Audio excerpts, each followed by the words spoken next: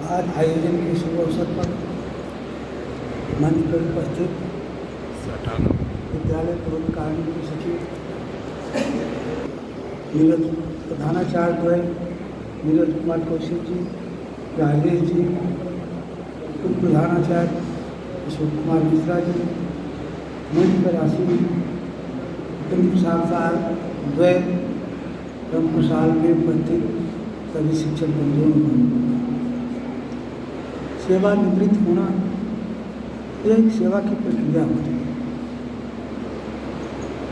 और एक प्रक्रिया के बाद एक निश्चित उम्र के बाद इस कार्य से हम विराम लेते हैं। बहुत लंबे समय से इस विद्यालय से मैं अपनी सेवा देते रहा। मैं प्राय देखा करता था कि एक नियत समय पर विद्यालय पहुंचना, समर्पित ढंग से कार्य करना और अपने कर्तव्य के प्रति हमेशा जागरूक और सचेत रहना, ये इनकी दिनचर्याएं हुआ करती थी।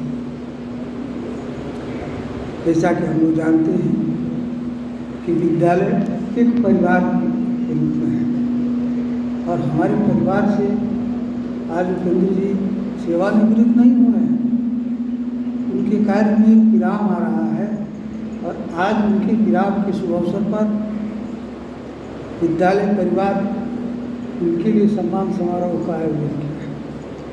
यह सम्मान उनकी सेवानिवृत्ति के लिए नहीं, यह सम्मान उनके कार्य के प्रति समर्पित भावना, निष्ठापूर्वक कार्य करना एवं सभी के कार्यों में सहयोग करने की प्रवृत्ति के प्रति सम्मान। हम जानते हैं कि हम सभी सेवा से जुड़े हुए हैं और एक न एक दिन सबको एक निश्चित अवधि के बाद इस विराम से गुजरना है। बड़ी सुखद बात है कि अभी हमारे प्रधानाचार्य और सचिव महोदय ने बताया, मैंने पूछा भी क्या सेवानिवृत्ति के बाद इनके सारे दे दिए जा चुके हैं।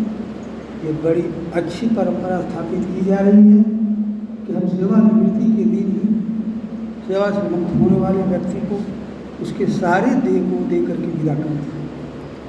और ये बताया गया कि विद्यालय के स्तर से कोई भी इनका देह बकाया शेष नहीं रहा है, प्रक्रियाधीन करके भेज अच्छी दूसरी चीज कि सेवानिवृत्ति होने इस कार्य से, शिक्षक कार्य से निवृत्ति होने के बाद हमारी पहली प्राथमिकता होती है कि हम स्वस्थ रहें। तो मैं पेशे से वैद्य हूँ और स्वस्थ रहने के लिए मैं अच्छी तरह से जानता हूँ कि शारीरिक और मानसिक रूप से दोनों रूप से स्वस्थ रहना जरूरी है। उपेंद्र जी जब तक हमारे परिवार से जुड़े थे तब तक वो शारीरिक रूप से भी एक्टिव थे और मानसिक रूप से भी क्रियाशील थे।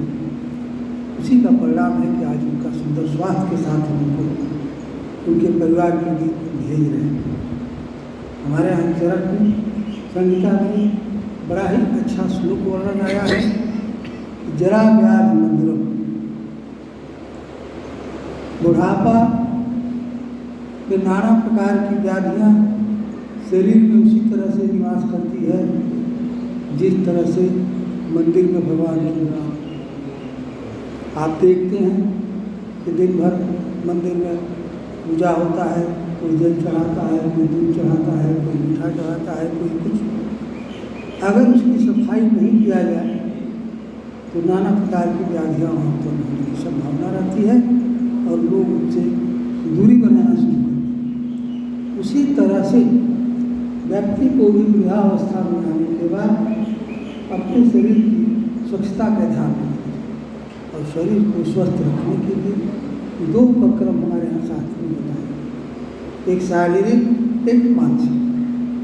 शारीरिक के लिए हम सत्संग करते हैं, परिवार से जुड़े रहते हैं, समाज में एक्टिव हो जाते हैं और मानसिक रूप से हम योगा प्राणायाम और सत्संग करके सुसंगत से जुड़ करके अपने मन को प्रसन्न रख सकते हैं।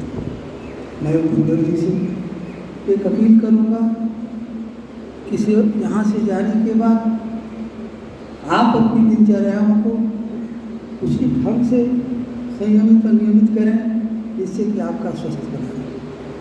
हम आपको यहाँ से विदा कर रहे हैं, जुदा नहीं कर रहे हैं, और हमको विश्वास है कि आप विद्यालय से हमेशा जुड़े रहेंगे, दिल से भी और मन से।